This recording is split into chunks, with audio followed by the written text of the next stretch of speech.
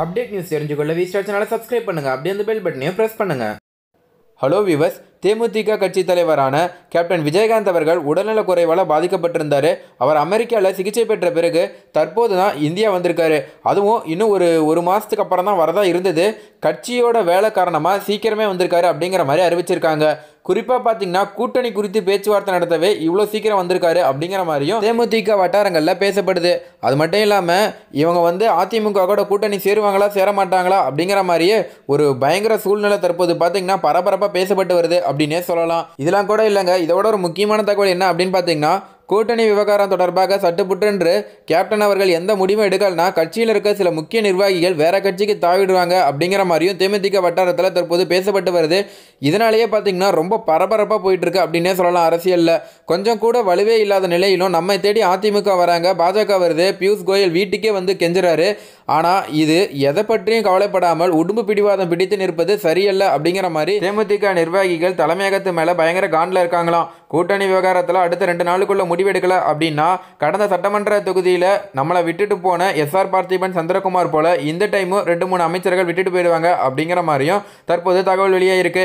இந்த தகவல் தேமுதிக தலைமையை அதிர வச்சிருக்கு அப்படின்னே சொல்லலாம். இதை நடக்காது என்று சொல்லவும் முடியாது. ஏன்னா போன முறையே பார்த்தீங்கன்னா நல்லா இருந்த கட்சியிலேருந்தே விட்டுட்டு போயிட்டாங்கன்னே சொல்லலாம். இதே போன்ற சூழலில் தான் சந்திரகுமார், பார்த்திபன் போன்ற நல்ல நிர்வாகிகளை தேமுதிக இழந்தது.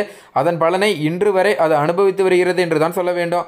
தேமுதிகவை பொறுத்தவரை நல்ல நிர்வாகிகள் இல்லை அப்படிங்கிறது தான் உண்மை. விஜயகாந்துக்கு பிறகு நல்ல ஒரு நிர்வாகியும் இல்லை, கள தளபதிகளும் இல்லை.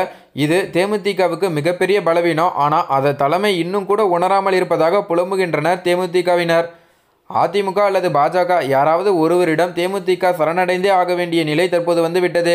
இதை செய்தால்தான் இருக்கிற கட்சியையும் காப்பாற்ற முடியும் என்ற ஆதங்கம் தேமுதிகவினர் மத்தியில் வந்துள்ளதாம். அது மட்டும் இல்லாமல் பாமக குறித்தும் ஒரு சில தகவல் வந்திருக்கு. பாமக பார்த்தீங்கன்னா நம்ம அதிமுக கோடியும் திமுக கோடியும், அதாவது திராவிட கட்சிகளை கூட கூட்டணியே வைக்கக்கூடாது அப்படிங்கிற மாதிரி ஒரு முடிவில் இருந்தாங்க.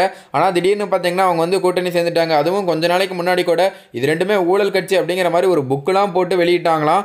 அதெல்லாம் ஸ்டாலின் கடுமையாக விமர்சனம் பண்ணிட்டு இருக்காரு அப்படின்னு கூட சொல்லலாம். இது ஒரு பக்கம் இருக்க, இன்னொரு பக்கம் பார்த்தீங்கன்னா இவங்க 3 பேரும் கூட்டணி சேர்ந்துட்டாங்க, உடனே தேமுதிகவினர் இது கூட சேரணும் அப்படிங்கிற மாதிரி பயங்கர ஒரு பேச்சுவார்த்தை நடந்துட்டு இருக்கு. மேலும் இந்த தகவல் குறித்து உங்களோட கருத்து என்ன? தேமுதிக அதிமுக கூட சேர்றது சரின்னு நினைக்கிறீங்களா, தவறுன்னு நினைக்கிறீங்களா அப்படிங்கிறத கீழே கமெண்ட்ல பதிவு பண்ணுங்க. மேலும் இந்த தகவல் உங்களுக்கு பிடிச்சிருந்துச்சுன்னா மறக்காம லைக் பண்ணி ஷேர் பண்ணுங்க. இதே போல பல தகவலை தெரிஞ்சுக்கொள்ள நம்ம சேனலை உடனடியாக சப்ஸ்கிரைப் பண்ணுங்க. தேங்க்யூ.